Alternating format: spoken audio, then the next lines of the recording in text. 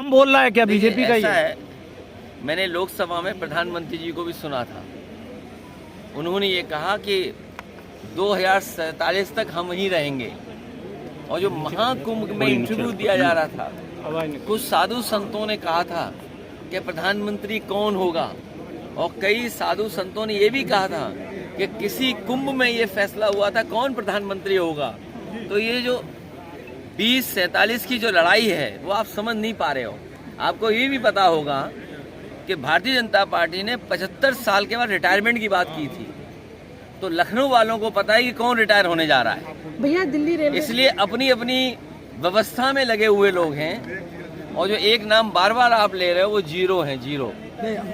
भैया Delhi railway station जो आज सुबह भगदड़ हुई जिसमें कई लोगों का चाहेंगे आप? मैंने पहले भी कहा, दुखद घटना है। ये इंतज़ाम सरकार को देखना चाहिए था। और दिल्ली जैसी राजधानी में नाकामी होना, जो लोग ये कहते हैं कि हम $5 ट्रिलियन की इकोनॉमी बनाने जा रहे हैं, विकसित भारत बनाने जा रहे हैं, तीसरी अर्थव्यवस्था बन जाएंगे हम और विश्व गुरु बन जाएंगे, क्या यही परिभाषा है कि आप प्लेटफॉर्म पर हमारे जो गरीब लोग हैं उनको सुरक्षित नहीं रख सकते, उनका एक्सीडेंट हो जाए, जान चली जाए?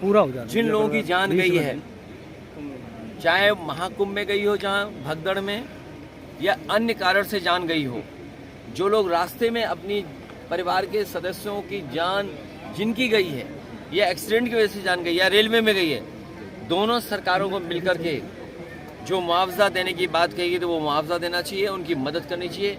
मैं मांग करता हूँ कि उनके परिवारों को 50-50 लाख रुपए की मदद सरकार को करना चाहिए, मुआवजा देना चाहिए। और मुआवजा, क्योंकि धार्मिक कार्यक्रम में सब लोग गए थे, बड़ी श्रद्धा के साथ गए थे, और आपने कार्ड दे करके बुलाया था। कभी भी कुंभ के आयोजन में कार्ड नहीं दिया जाता था, किसी को बुलावा नहीं दिया जाता था, लोग सोए जाते थे। और फिर सबसे बड़ी बात है, ये भारतीय जनता पार्टी वाले इतने ज्ञानी हैं, महाज्ञानी हैं, कि हर चीज़ जो बोल देते हैं वो प्रूव करते हैं।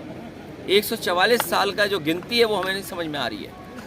और हमें ही नहीं, बहुत सारे साथी ऐसे हैं जो एस्ट्रोनॉमी को जानते हैं, एस्ट्रोनॉट्स हैं या साइंटिस्ट हैं, वो शायद 144 का सच ठीक बता सकते हैं। केंद्र सरकार ने सर